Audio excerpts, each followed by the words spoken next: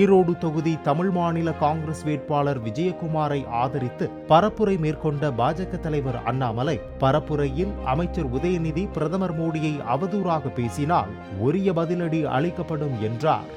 எங்களுடைய அரசியல் மரியாதையான அரசியலாக இருந்தாலும் ஒரு கோட்டை தாண்டும் பொழுது நாங்களும் அந்த கோட்டை தாண்டும். 29 பைசா மோடி என்று சொன்னால் கஞ்சா உதயநிதி என்று திரும்ப நீங்க சொல்லுங்க. கஞ்சா உதயநிதி என்று நீங்கள் சொல்லுங்க. நீங்க ஆட்சிக்கு வந்த பிறகுதான் தமிழ்நாட்டில் மூளை முடுக்கெல்லாம் கஞ்சா. தமிழ்நாடு வளர்ந்திருக்கோம் இல்லையா, கஞ்சா விற்பனை வளர்ச்சி அடைந்திருக்க. இதை பத்தி பேசுறதுக்கு முதலமைச்சர் அவர்கள் என் மீது வழக்கு போட்டிருக்கார் சென்னையில். அவரே என் மீது வழக்கு போட்டிருக்கார். அது கஞ்சாவுக்கும் முதல் குடும்பத்திற்கும் தொடர்புன்னு சொல்லிட்டான். அதனால அவருக்கு மானம் போயிடுச்சு. அந்த மானம் இருந்தா தாங்க ஐயா போகணும்.